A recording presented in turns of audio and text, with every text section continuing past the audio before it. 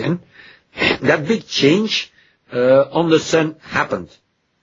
And since then, on two bits, there were a complex of sunspots that were on the sun and had their highest activity on the 87-day bit cycle. So I'm now expecting for April a new bit with a complex of at least two sunspots. Maybe it changed more than the previous times because we only have now complex sunspots on the sun since the last weeks. So I have to follow up because and possibly need to adjust the theory to what is happening because it's so complex that I only know a small part of what we have to know. Okay, thank you, Patrick. Yeah, I was actually more referring to the Maya strength. I think in the January 21 period, it was 47.0. Oh yes, that was a low one. So the highest strength was on August the 1st, and then in October that was half of the strength, and in January it was a very low strength. In October we saw 4 CMEs and 4 C flares, and in January we saw only 8 C flares. So in April it should be the same strength like in October, and then further in July it will have or should have the same strength like in August last year. So it should be a complex eruption, and later this year the Maya calculated for October a strength that is triple the one from August last year. So that could be a very huge outburst of solar activity at that moment. Okay, thank you, Patrick.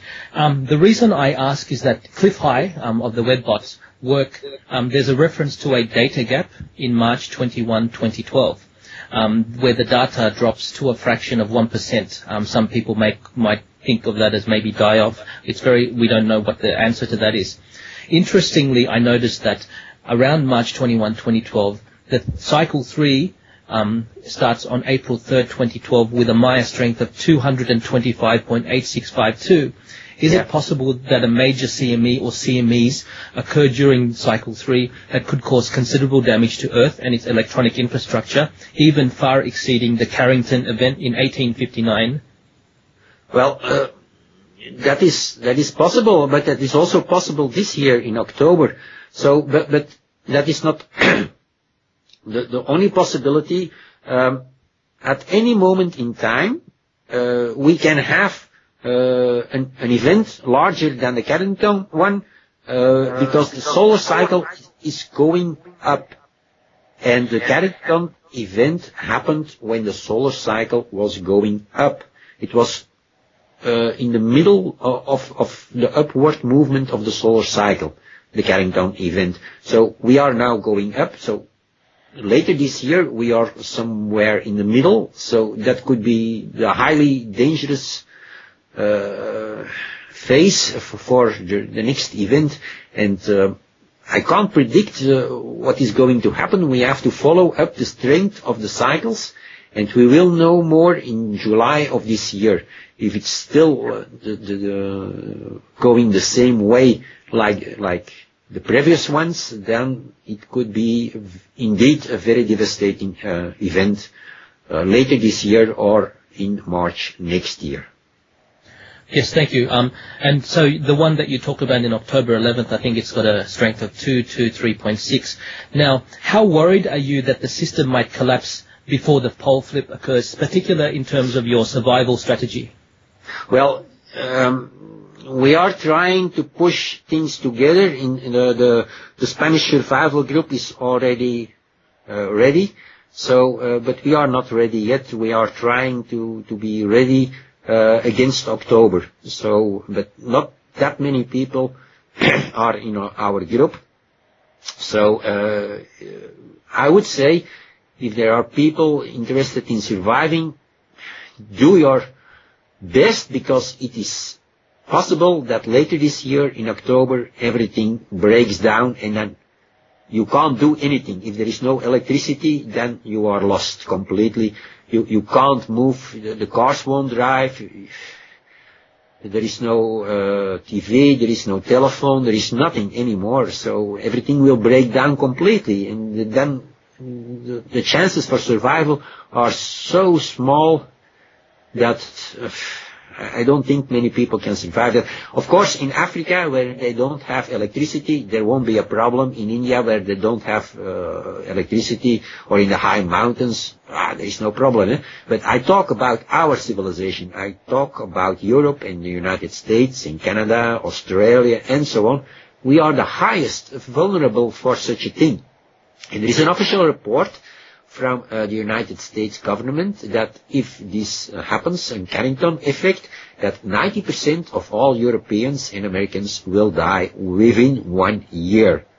Because if the electricity shuts down, the water pressure falls away, and after a few weeks' time in the cities, you will have a big outbreak of cholera, and so on and so on. So I don't have to tell it to the people. Most of the people know it, or they can find it on the internet. So that is in short what I am afraid of. But we are trying to be ready against October. Makes very good sense, Patrick. Chuck, you have a question for Patrick. Yes, sir. Hello, Patrick. Hello. Based on your cycle, your 87-day cycle, do you see cyclical changes in the wind-up due to possible outside forces, i.e. another body or an unexpected, unexplained magnetic force affecting the sun?